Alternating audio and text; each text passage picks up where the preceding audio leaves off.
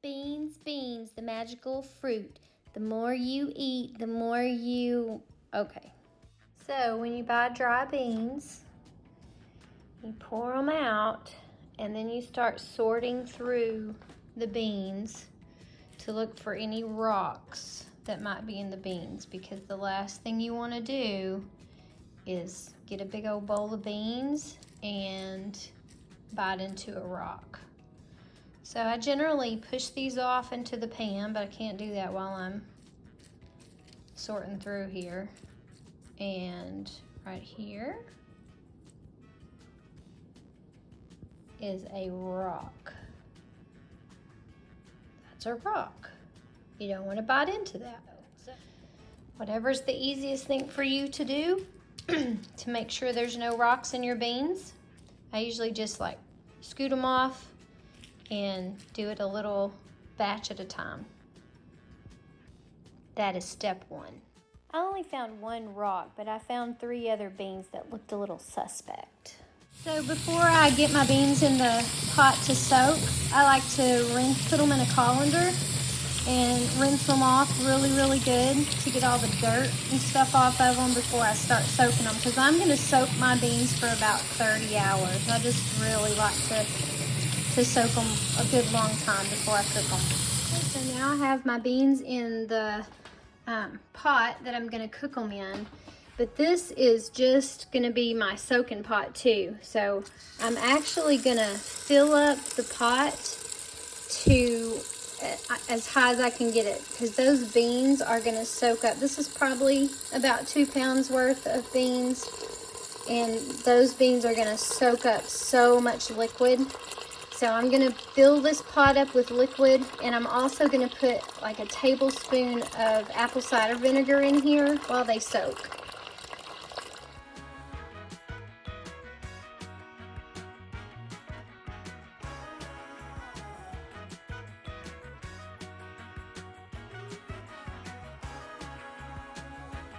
Now I'm going to add my tablespoon of apple cider vinegar and just stir it around in there real good.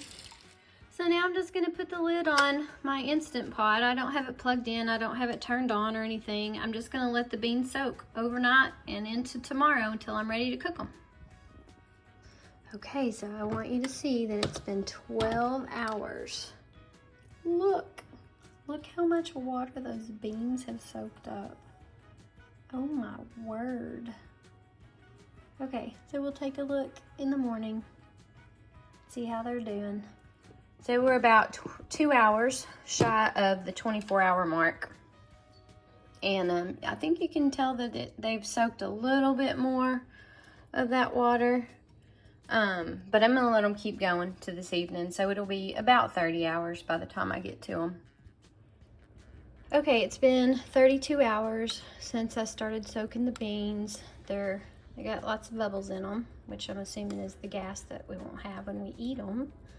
And they're pretty much as soaked as they're gonna get. They've swollen up really good, and there's not near as much water in there as there was in the beginning. So now I'm going to rinse them really good with water, and then I'm gonna cook them.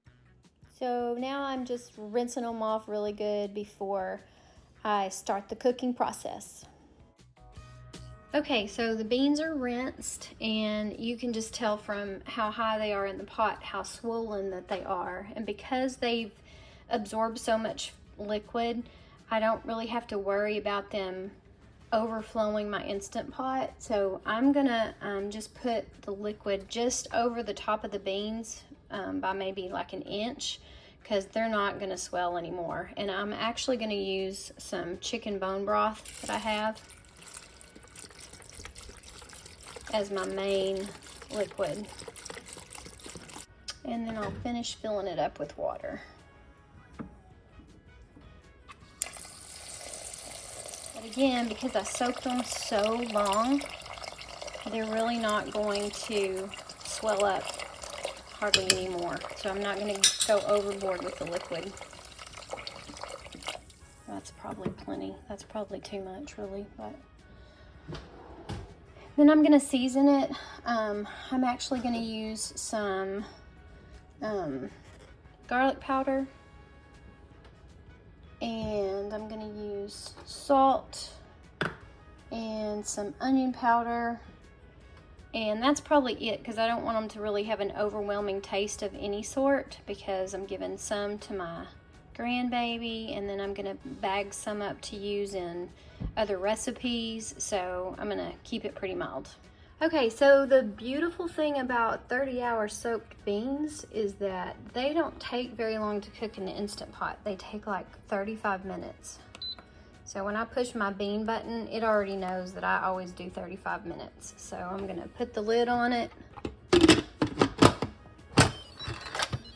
Make sure that this is back and sealed, and then just let it do its thing. Okay, I accidentally let these beans natural pressure relief for 42 minutes, or release for 42 minutes before I realized that they were done. So let's see. Oh, look. Perfect. Yay. So you can see that there's still quite a bit of water in there. And generally, what my mom would do to make really thick beans is she would get a ladle and she would like stir the beans around, but at the same time she would like press down to smash some of the beans, and that would make the juice super thick. And it'll thicken up a little bit after it sits in the fridge overnight.